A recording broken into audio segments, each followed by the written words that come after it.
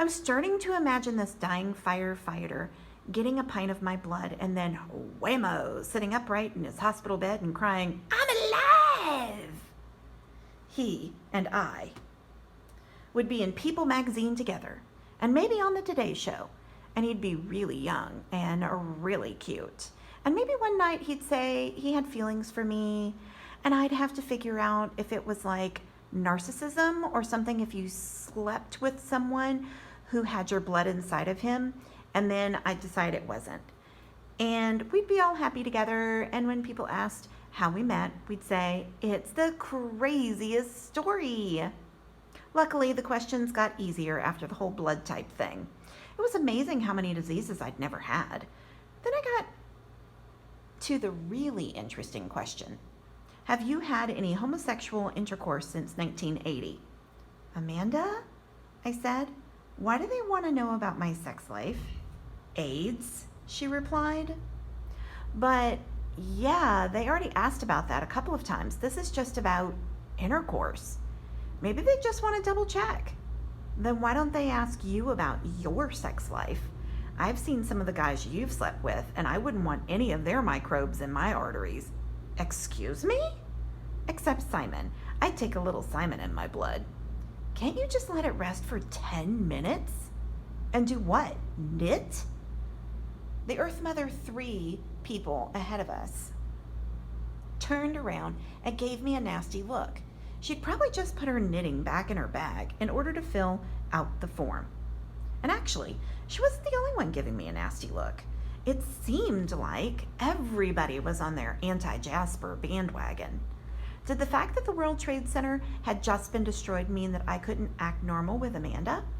I genuinely didn't see the point of looking somber and talking somber and thinking only somber thoughts. Who benefited from that? You have to imagine that the minute before that first plane hit, there were guys in the World Trade Center giving each other crap. I left the intercourse question blank and finished my form. When the guy handing out the questionnaires passed by us again, I waved him down. He looked a little like my 8th grade science teacher with a comb over and the kind of Eddie Bauer shirt that was supposed to simulate being on safari for people who would never get as far as the Bronx Zoo. "Hey," I said, "can I ask you something?" "Of course," he said. I pointed out the question. "What's that about?" "Oh, they need to know if you've had any homosexual intercourse." He looked a little surprised that of all people I had asked that question, which is what I love about American guys, especially straight ones. If you're not a flaming Filipino dancing queen, then they never ever expect the Asian guy to be asking about gay sex. They always figure you want to talk about math or the violin. Normally in this situation, Amanda would be joining me in fighting the urge to laugh, but she was pretending like she was too busy writing everything she knew about heart disease in her family. "Yeah," I said, "I figured that, but they mean unprotected sex, right? I mean, without a condom?" He shook his head. "No, it's really any gay sex." I could tell that I wasn't the first guy to ask him about this, and I really wasn't in the mood to spell it out for him. I tried to keep it light. "Let's say I have this friend," I said, "and the only times he's had homosexual intercourse, we're only talking a few times here, assuming you mean all-out intercourse, there was a condom involved, and never in any of those few occasions was that condom, compromised? So it's been 100% on the safety side. My friend would still be able to give blood, right?" Again, a head shake. "I'm afraid not. I'm not saying it makes total sense, but that's the law." Now I was getting upset because this was the only thing I could do, and now I wasn't able to do it for this crazy, bigoted reason. You mean to tell me if my friend Amanda here had unprotected sex with 100 guys and I had protected sex with 2 guys, she would be able to give blood and I wouldn't? People were definitely listening now. Let them, I thought. "I'm afraid that's the law. Even if we don't agree with it, we can't let you give blood." "That's the law?" "Of course that's the law.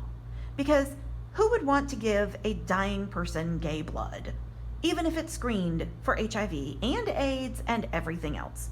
No. If that person got some gay blood, Who knows what might happen?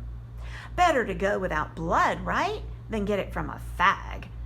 That's a great law. It's like America's best law ever. I'm so freaking glad I live in this country. I guess I wasn't lucky my shade of yellow wasn't any closer to brown, because if I'd been Arab or easily mistaken for Arab, someone would have probably called the police. Don't get me wrong, there were plenty of people saying it wasn't fair, and there were even one or two leaving the line, whether because they'd had homosexual intercourse or because they sympathized with those of us who had. I don't know.